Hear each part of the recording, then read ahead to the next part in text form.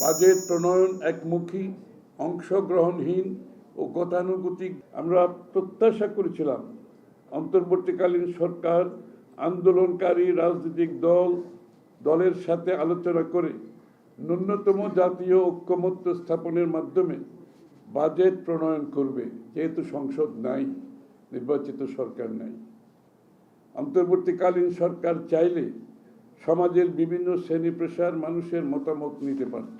বর্তমানে মূল্যস্ফীতি প্রায় ডবল ডিজিট, তা কমিয়ে 6.5% করার কথা বলা হচ্ছে, যা বাস্তবসম্মত মনে হয় না। বিবিএস এর হিসাব মতে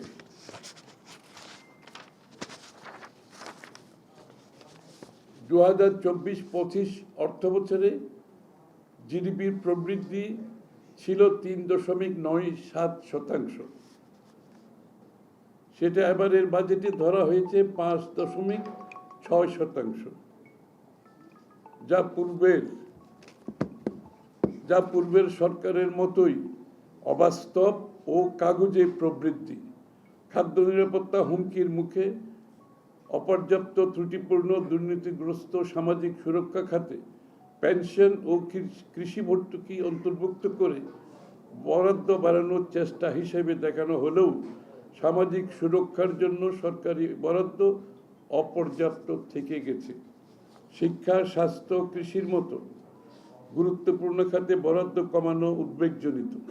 বিশাল সুদের হারের সাথে অতিরিক্ত কর ও শুল্ক শিল্পে বড় চাপ সৃষ্টি করবে। এটা আবার একটু বলতে হয়। বিশাল সুদের হারের সাথে অতিরিক্ত কর ও শুল্ক শিল্পে বড় চাপ সৃষ্টি করবে।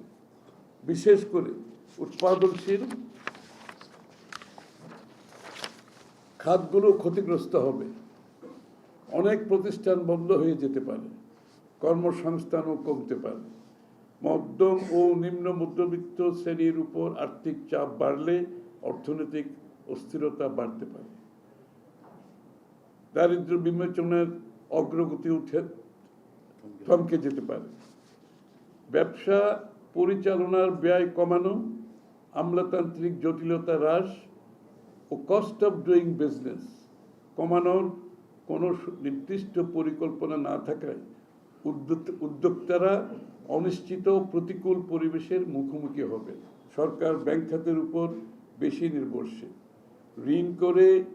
ঋণ শোধ দীর্ঘমেয়াদে আর্থিক স্থিতিশীলতার জন্য হুমকি। কালো টাকা সাদা করার সুযোগ কর ফাঁকি প্রদানকারীদের পুরস্কৃত করছে। কালো টাকা সাদা করা শুধু কর ফাঁকিদের পুরস্কৃত করছে না, এটা নৈতিকভাবে একটি সরকারের জন্য, একটি দেশের জন্য, যেখানে বাংলাদেশে একটা বড় ধরনের একটা নতুন চিন্তার বাংলাদেশের কথা ভাবছি, সেখানে এরকম একটি বৈষম্য যেটা সৃষ্টি করে এবং কর ফাঁকি প্রদানকারীদের পুরস্কার